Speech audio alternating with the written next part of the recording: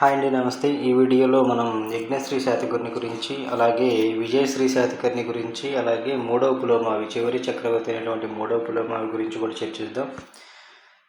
మొదటగా యజ్ఞశ్రీ శాతకర్ణి గురించి చూసుకున్నట్లయితే, ఇతను శాతవాహన చక్రవర్తుల్లో 26వ చక్రవర్తి.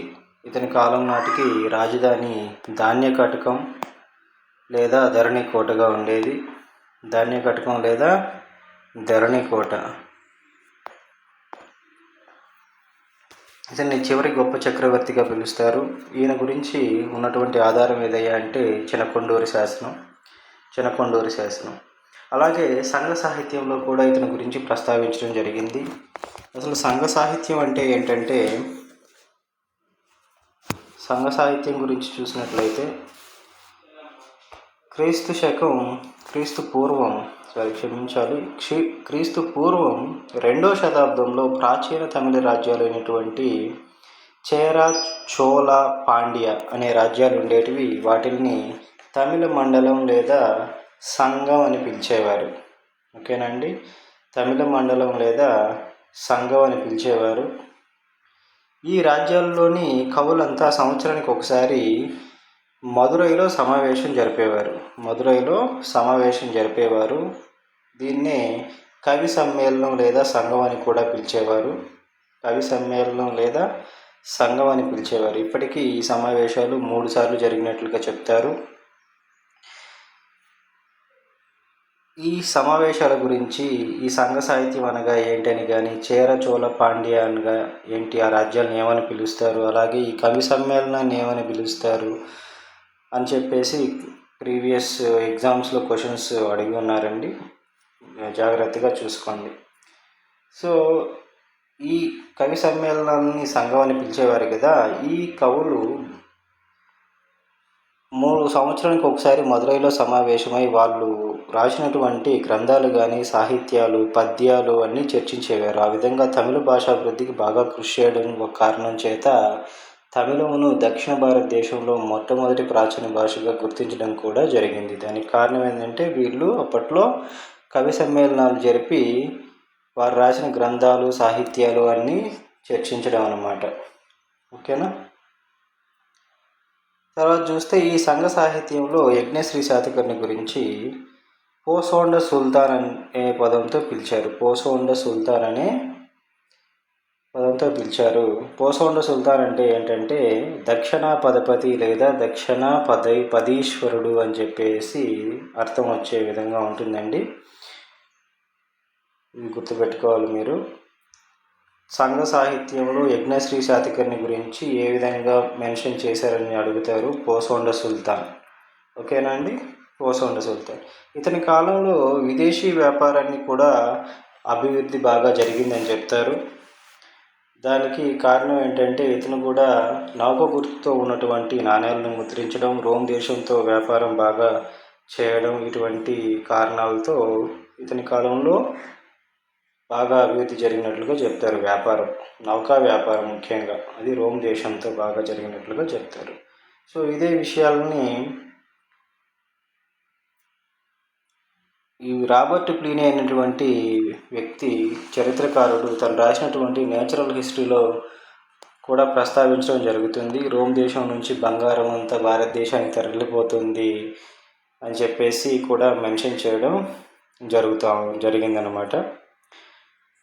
ఇంకో విషయం ఏంటంటే, దీనికి నౌక గుర్తుతో ఉన్న నాణ్యాలు తమిళనాడులోని అరకమేడు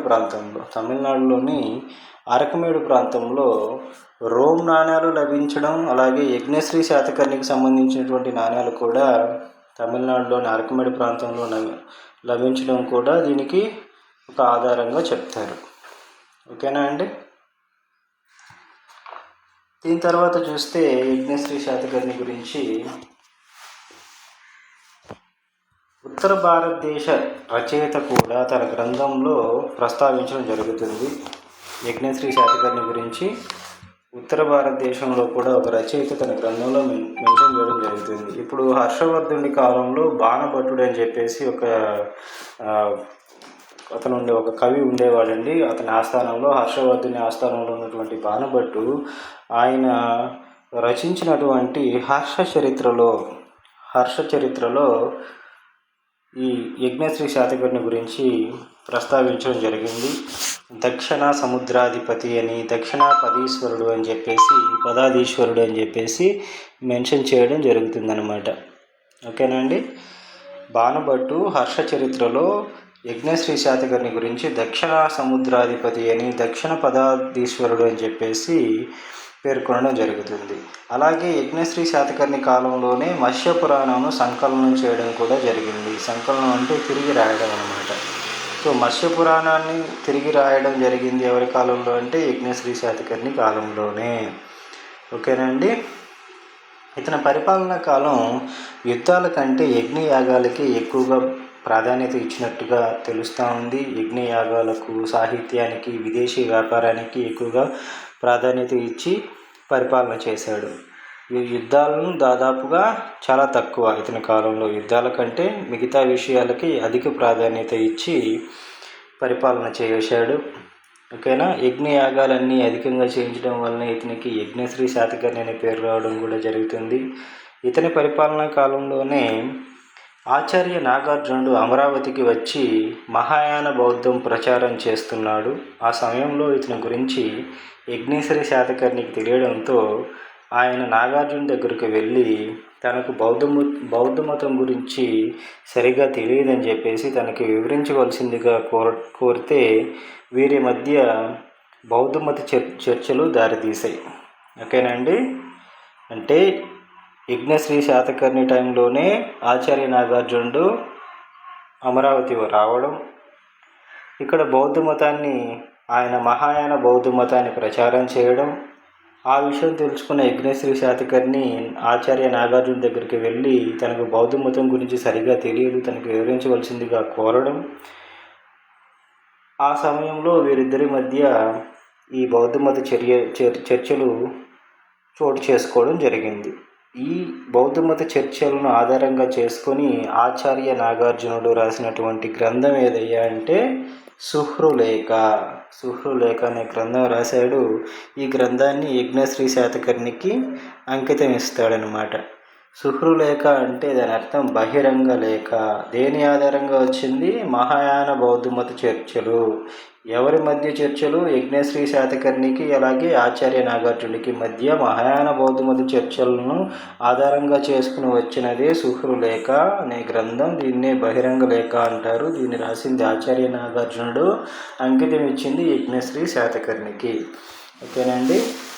ఈయనకి ఆచార్య నాగార్జునతో ఉన్నటువంటి అవినాభావ సంబంధం చేత నాగార్జునుని అంటే ఆచార్య నాగార్జునుని ఈయన అమరావతికి వచ్చాడు కదా, తర్వాత ఈయనకు ఉన్నటువంటి అవినాభావ సంబంధం చేత నాగార్జున కొండ ప్రాంతంలో, కృష్ణానది తీర ప్రాంతం అంటే నాగార్జున కొండ ప్రాంతంలో ఒక ఆశ్రమం స్థాపించుకుని విద్యాలయం ఏర్పాటు చేసుకుని మహాయాన బౌద్ధ మతాన్ని అభివృద్ధి చేయవలసిందిగా యజ్ఞశ్రీ శాతకర్ణి ఆచార్య నాగార్జున్ని కోరడం జరుగుతుంది.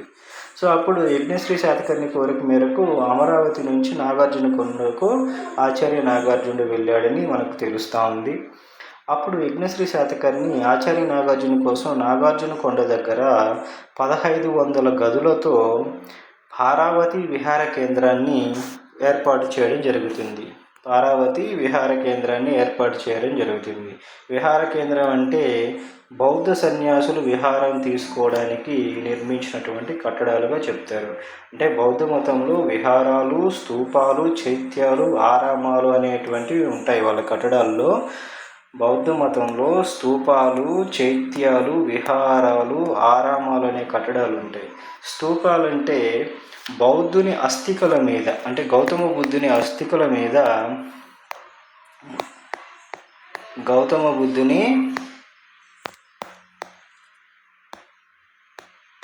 బుద్ధుని అస్థికల మీద నిర్మించినటువంటి అండాకార కట్టడాలు, వీటిని స్తూపాలు అంటారు. అలాగే చైత్యాలంటే బౌద్ధ సన్యాసులు ప్రార్థనలు చేసుకునే చోటు అన్నమాట. బౌద్ధ సన్యాసులు ప్రార్థనలు చేసుకోవడానికి ఉద్దేశించినటువంటి కట్టడాలని చైత్యాలు అంటారు.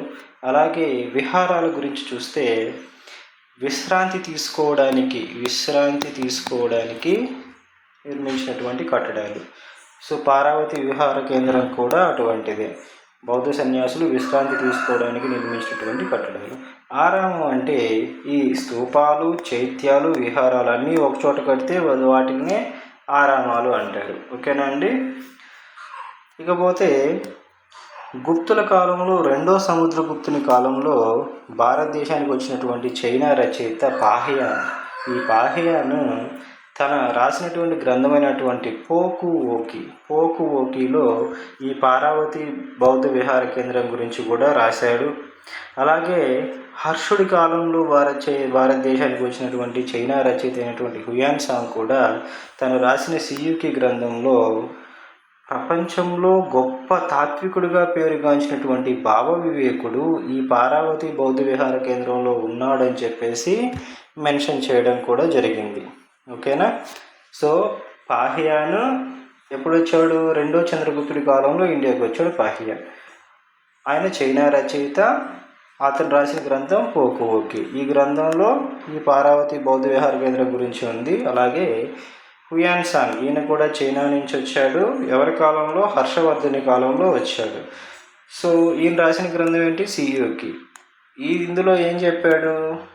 ప్రపంచంలో గొప్ప తాత్వికుడిగా పేరుగాంచినటువంటి భావ వివేకుడు ఈ పారావతి బౌద్ధ విహార కేంద్రంలో ఉన్నాడని చెప్పేసి అందులో మెన్షన్ చేయడం జరుగుతుంది. సో మీకు ఇంపార్టెంట్ అంటే ఏ రచయిత ఎవరి కాలంలో వచ్చారు ఇండియాకి, వాళ్ళు రాసిన గ్రంథం ఏంటి అని చెప్పేసి అడగడం జరుగుతుంది. అలాగే ఆ గ్రంథాల్లో ముఖ్యంగా మెన్షన్ చేసిన అంశాల గురించి కూడా ప్రస్తావించవచ్చు. ఓకేనా అండి. అలాగే ఈ వాల్టర్ అనే అతను తర్వాత కాలంలో ఈ పాహియాన్ రాసినటువంటి పోకు ఓకిని ఇంగ్లీష్లోకి అనువాదం చేశాడనమాట. ఇంగ్లీష్లోకి అనువాదం చేశాడు వాల్టర్ అనే ఆయన. ఏ పేరుతో? The record of Buddhist Kingdom అనే పేరుతో ఇంగ్లీష్లోకి ట్రాన్స్లేట్ చేయడం కూడా జరిగింది. ఓకేనా అండి. సో ఇవన్నీ యజ్ఞశ్రీ శాతకర్ణికి సంబంధించిన విషయాలు. మళ్ళీ ఒకసారి చూస్తే ఇతను 26వ చక్రవర్తి, చివరి గొప్ప చక్రవర్తిగా పిలుస్తారు. ఇతని కాలంలో ధాన్యకటకం లేదా ధరణికోట రాజధానిగా ఉంది. ఈయన గురించి చదివేటువంటి శాసనం చినకొండూరి శాసనం. సంఘ సాహిత్యంలో కూడా ప్రస్తావించడం జరిగింది ఈయన గురించి. సంఘ సాహిత్యంలో పోసొండ సుల్తాన్ అనే పేరుతో ప్రస్తావించడం జరిగింది. అలాగే చేర, చోళ, పాండ్య అయినటువంటి ఈ 3 తమిళ రాజ్యాలను తమిళ మండలం లేదా సంఘం అని పిలిచేవారు. ఈ రాజ్యాల్లోని కవులు మదురైలో ప్రతి సంవత్సరం సమావేశం జరిపేవారు. దాన్ని కవి సమ్మేళనం అని కూడా పిలిచేవారు. ఈ కవి సమ్మేళనంలో దారి తీసినటువంటి చర్చల ఫలితంగానే ఇప్పటికీ ప్రాచీన భాషగా తమిళంను నిర్ధారించడం జరిగింది. దానికి కారణం అయినటువంటిది ఈ కవి సమ్మేళనంగానే చెప్తారు. అలాగే నౌక గుర్తుతో కూడా నాణ్యాలు వేయించాడు. రోమ్ దేశంతో వ్యాపారం జరిగింది ఈయన కాలంలో. దీనికి ఆధారంగా తమిళనాడులోని అరకమేడులో మనకు రోమ్ నాణ్యాలు, అలాగే యజ్ఞశ్రీ శాతకర్ణి కాలానికి సంబంధించినటువంటి నాణ్యాలు లభించడం జరిగింది. ఈ విషయాన్ని రాబర్ట్ ప్లినీ తను రాసిన గ్రంథం న్యాచురల్ హిస్టరీలో మెన్షన్ చేయడం జరిగింది. తర్వాత హర్షుడి కాలంలో ఆస్థానికమైనటువంటి బాణభట్టు రాసిన హర్ష చరిత్రలో కూడా ఈ యజ్ఞశ్రీ శాతకర్ణి గురించి దక్షిణ సముద్రాధిపతి లేదా దక్షిణ పదాధీశుడు అనే ఈ పేరుతో మెన్షన్ చేయడం జరిగింది. తర్వాత యజ్ఞశ్రీ శాతకర్ణి కాలంలోనే మత్స్యపురాణాన్ని తిరిగి రాయడం కూడా జరిగింది. తర్వాత ఈయన కాలంలో యుద్ధాల కంటే యజ్ఞయాగాలకు, సాహిత్యానికి, విదేశీ వ్యాపారానికి ఎక్కువగా ప్రాధాన్యత ఇస్తున్నట్లు తెలుస్తుంది. ఆ కారణంగానే ఈయనకి యజ్ఞశ్రీ శాతకర్ణి అనే పేరు రావడం కూడా జరిగింది. తర్వాత ఆచార్య నాగార్జునుడు అమరావతికి వచ్చిన సందర్భంలో ఆయనతో జరిపినటువంటి బౌద్ధమత చర్చలు, మహాయాన బౌద్ధమత చర్చల కారణంగా దాన్ని ఆధారంగా చేసుకుని ఆచార్య నాగార్జునుడు రాసిందే సుహృ లేఖ, దాన్నే బహిరంగ లేఖ అని కూడా పిలుస్తారు. దీన్ని యజ్ఞశ్రీ శాతకర్ణికి అంకితం కూడా ఇస్తారు. దాని తర్వాత చూస్తే యజ్ఞశ్రీ శాతకర్ణి ఆచార్య నాగార్జున్ని నాగార్జున కొండ గ్రామం పిలవడం, అక్కడ బౌద్ధ మతాన్ని అభివృద్ధి చేయమని కోరడం, దానికి గాను అతను నాగార్జున కొండకి ఆచార్య నాగార్జునుడు వెళ్ళడం, అతని కోసం 1500 గదులతో పారావతి విహార కేంద్రాన్ని యజ్ఞశ్రీ శాతకర్ణి నిర్మించడం జరుగుతుంది. వీరి బౌద్ధ మతంలో 4 రకాల కట్టడాలు ఉంటాయి. స్తూపాలు, చైత్యాలు, విహారాలు, ఆరామాలు. స్తూపాలు అంటే బుద్ధుని అస్థికల మీద అండాకారంగా కట్టినటువంటి కట్టడాలని స్తూపాలు అంటారు. చైత్యాలు చూస్తే ప్రార్థనలు చేసుకునే ప్రదేశం. అలాగే విహారాలు అయితే విశ్రాంతి తీసుకోవడానికి ఉద్దేశించిన కట్టడాలు. ఆరామాలు అంటే స్తూపాలు, చైత్యాలు, విహారాలు అన్నీ ఒకచోట నిర్మిస్తే వాటిని ఆరామాలుగా పిలుస్తారు. దాని తర్వాత పాహియన్, రెండవ చంద్రగుప్తుని కాలంలో భారతదేశానికి వచ్చినట్టు పాహియన్ రాసిన పోకువోకిలో ఈ యజ్ఞశ్రీ శాతకర్ణి గురించి, అలాగే ఇక్కడ ఉన్నటువంటి పారావతి విహార కేంద్రాన్ని నిర్మించినట్లుగా పారావతి విహార కేంద్రం గురించి కూడా ఇందులో మెన్షన్ చేయడం జరిగింది. అలాగే హుయాన్ సాంగ్ తను రాసినటువంటి సిఈకి గ్రంథంలో కూడా ప్రపంచంలో గొప్ప తాత్వికుడిగా పేరుగాంచినటువంటి భావ వివేకుడు ఈ పారావతి విహార కేంద్రంలో ఉన్నాడని మెన్షన్ చేయడం జరిగింది. తర్వాత పాహియన్ రాసినటువంటి పోకువోకిని వాల్టర్ అనే అతను the record of Buddhist Kingdom అనే పేరుతో ఇంగ్లీష్లోకి అనువదించడం కూడా జరిగింది. ఓకేనా, ఇది యజ్ఞశ్రీ శాతకర్ణికి సంబంధించి. తర్వాత చూస్తే విజయశ్రీ శాతకర్ణి తర్వాత రాజు ఎవరయ్యా అంటే విజయశ్రీ శాతకర్ణి. ఈయన గురించి పెద్దగా చెప్పుకోవడానికి ఎక్కువ అంశాలు ఆధారాలు లేవు, కానీ ఒకటైతే చెప్పుకోవచ్చు. ఇతను నాగార్జునకొండ దగ్గర విజయపురి అనే నగరాన్ని నిర్మించినట్లుగా చెప్తారు. ఓకేనండి, నాగార్జునకొండ వద్ద తన పేరు మీద విజయపురి నగరాన్ని నిర్మించినట్లుగా చెప్తారు. ఈ విజయపురిని రాజధానిగా చేసుకుని తర్వాత కాలంలో వచ్చినటువంటి ఇక్ష్వాకులు అద్భుతమైన పరిపాలన చేస్తారు. ఇక్ష్వాకుల గురించి మనం తర్వాత క్లాసుల్లో చర్చిద్దాం. సో విజయశ్రీ శాతకర్ణి గురించి చెప్పుకోదగ్గ విషయం ఏదయ్యా ఉందంటే తన పేరు మీద నాగార్జునకొండ దగ్గర నిర్మించినటువంటి నగరం అన్నమాట విజయపురి అనే నగరం.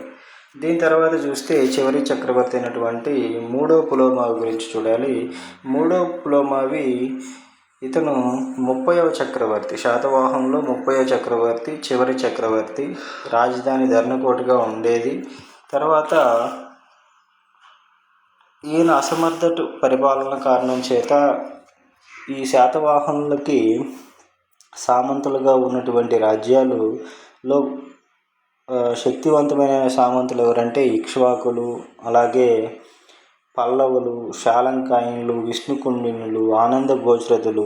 వీళ్ళంతా శాతవాహనులకి సామంతులుగా ఉన్నారు కదా. వీళ్ళల్లో శక్తివంతమైన వాళ్ళు ఎవరని చెప్పాలంటే ఇక్ష్వాకులు, పల్లవులు. పల్లవులు 2 రకాలు, ప్రాచీన పల్లవులు, అలాగే నవీన పల్లవులు. సో మూడో పులోమావి ఉన్న టైంకి ఉన్నవాళ్ళు ప్రాచీన పల్లవులు.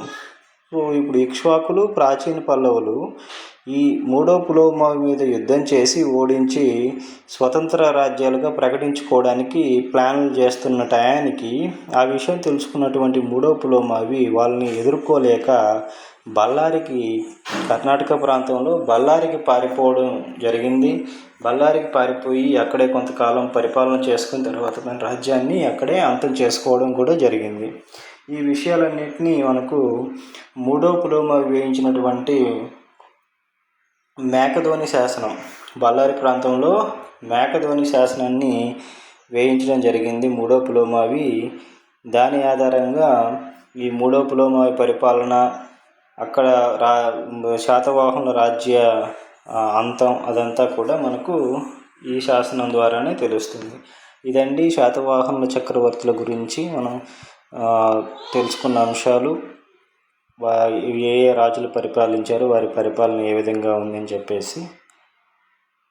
తర్వాత నెక్స్ట్ వీడియోస్లో మనం శాతవాహనుల పరిపాలన విధానం ఏ విధంగా ఉండేది అనే విషయాన్ని గురించి చర్చిద్దాం. Thank you.